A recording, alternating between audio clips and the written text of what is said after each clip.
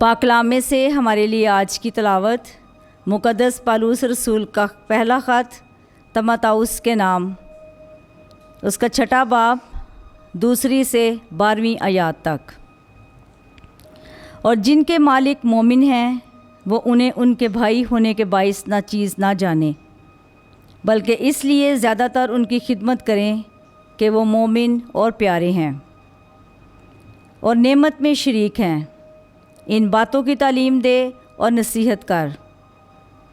अगर कोई दूसरी तालीम देता है और हमारे खुदावंद यीशु मसीह के सही कलाम और उस तालीम को जो दीनदारी के लिए मुनासिब है कबूल नहीं करता, तो वो मगरूर है और कुछ नहीं जानता, बल्कि उसे मुबासे और लफ्ज़ी तकरार करने का मर्ज़ है, जिनसे रश्क और झगड़ा और कुफर गोई और बदगुमानी और उन लोगों में तनाज़ा पैदा होता है जिनकी अक्ल बिगड़ी हुई है और जो हक़ से महरूम हैं और गुमान करते हैं कि दीनदारी नफ़ा का ज़रिया है।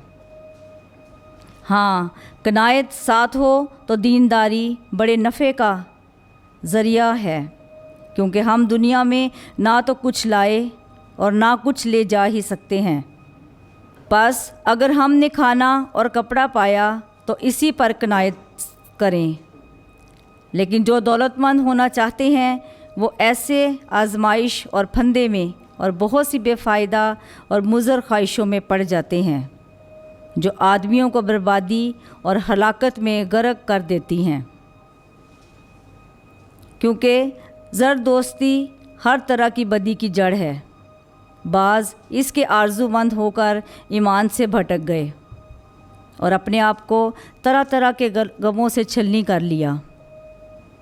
बस ए मर्दे खुदा, तू इन बातों से भाग और सदाकत, दीनदारी, ईमान, मोहब्बत, सब्र और मुलायमत का तालिब हो।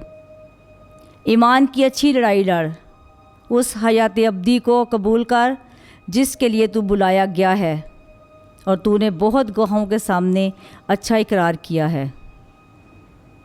पाकलाम का पढ़ा और सुना जाना हम सब के लिए बाइस से बरकत हो। खुदा का शुक्र हो।